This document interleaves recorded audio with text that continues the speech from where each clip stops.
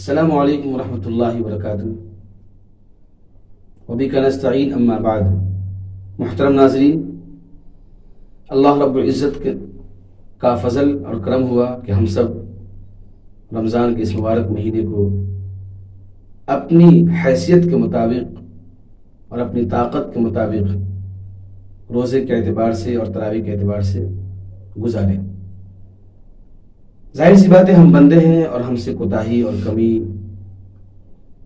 ہوگی، یہ ہماری صفت ہے، لیکن اس کمی اور کوتاہی پر ڈٹ جانا یہ ابلیس کی صفت ہے، اور اس کمی اور کوتاہی سے توبہ استغفار کرنا یہ حضرت آدم کی صفت ہے، اور ہم سب حضرت آدم علیہ السلام کے اولاد ہیں، اور اللہ رب العزت نے فرمایا کہ جب میرا بندہ گناہ کرتا ہے پھر میری طرف توبہ کا ہاتھ بڑھاتا ہے تو مجھے خوشی ہوتی ہے۔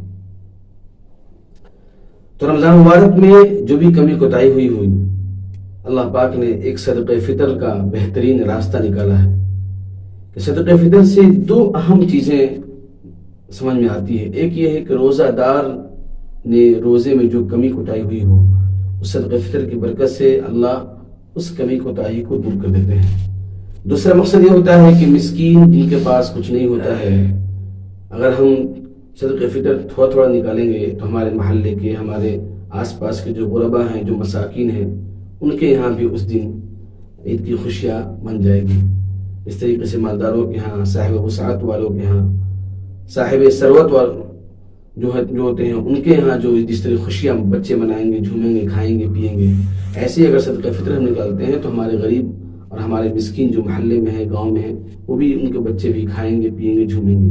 اور صدقہ فطر اسی لیے کہا گیا ہے کہ عید سے پہلے نکالیے، عیدگاہ جانے سے پہلے، نماز پڑھنے سے پہلے نکالیے، تاکہ آپ نماز کے پڑھنے کے بعد جو اس طرح لوگ خوشیاں منائیں گے تو یہ مسکین اور فقراء لوگ بھی خوشیاں منائیں۔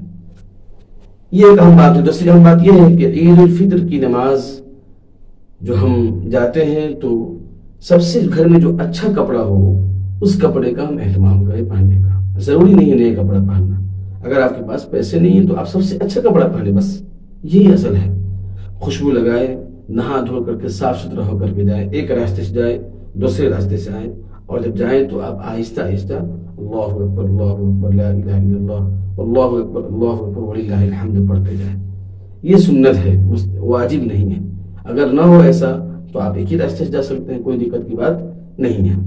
بہرحال عید کے بعد ایک دوسرے کو عید کی مبارکباد پیش کرنا، ان کے گھر جا کر کے اپنی خوشیاں بانٹنا، یہ اچھی چیز ہے۔ عید کی نماز کیسے پڑھیں گے؟ عید کی نماز بھی عام نمازوں کی طرح ایک نماز ہوتی ہے، بس اس میں 6 زائد تکبیریں ہوتی ہیں۔ ہم نیت کریں گے اللہ تبارک و تعالی، میں نیت میں کرتا ہوں 2 رکعت نماز عید الفطر کی پیچھے اس امام کی 6 زائد تکبیر کے ساتھ، منہ میرا کعبہ شریف کی طرف، اللہ اکبر۔ اس کے بعد ہم نیت باندھیں گے، ثنا پڑھیں گے، ثنا کے بعد ہم 3 زائد تکبیر کہیں گے۔ نمبر 1 اللہ اکبر کہیں گے، ہاتھ چھوڑ دیں گے۔ نمبر 2 اللہ اکبر کہیں گے، ہاتھ چھوڑ دیں گے۔ نمبر 3 میں اللہ اکبر کہہ کر کے نیت باندھ لیں گے۔ سورۃ الفاتحہ پڑھیں گے، سورہ پڑھیں گے، رکوع کریں گے، سجدہ کریں گے، اس کے بعد پھر قیام میں آئیں گے، سورۃ فاتحہ پڑھیں گے، سورہ پڑھیں گے۔ رکوع سے پہلے 4 تکبیر کہی جائے گی۔ 4 تکبیر میں 3 تکبیر اللہ اکبر کہیں گے، ہاتھ چھوڑ دیں گے، اللہ اکبر کہیں گے، ہاتھ چھوڑ دیں گے، اللہ اکبر کہیں گے، ہاتھ چھوڑ دیں گے۔ چوتھی تکبیر میں اللہ اکبر کہیں گے اور ہاتھ بغیر اٹھائے رکوع میں چلے جائیں گے۔